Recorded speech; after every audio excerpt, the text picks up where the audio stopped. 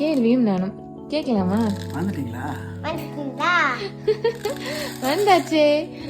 சரி, கோபத்தை பத்தி என்ன நினைக்கிறீங்க? பாப்பா பிறந்ததுக்கு அப்புறம் கொஞ்சம் கம்மியான மாதிரி எனக்கு ஃபீல் ஆகுது.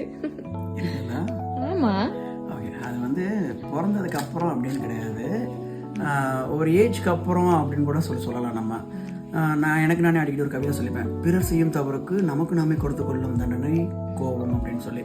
இப்போ ரீசெண்டாக ஒரு மூவி கூட கங்குவால வருங்களா, மன்னிப்பு இல்லாமல் மண் மீது ஏதும் இல்லை, மன்னித்த பின்பே மனதினிலே பாரம் இல்லை அப்படிங்கிற மாதிரி. அந்த ஏஜ் பக்குவங்கிறத வந்ததுக்கப்புறம் வந்து தூங்கி எழுந்திரிச்சா அந்த நாள் நமக்கு அப்படிங்கிறதுல இதில் கோவப்பட்டு என்ன ஆகிடப்போகுது அப்படிங்கிற ஒரு ரீசனாக இருக்கும்னு நினைக்கிறேன்.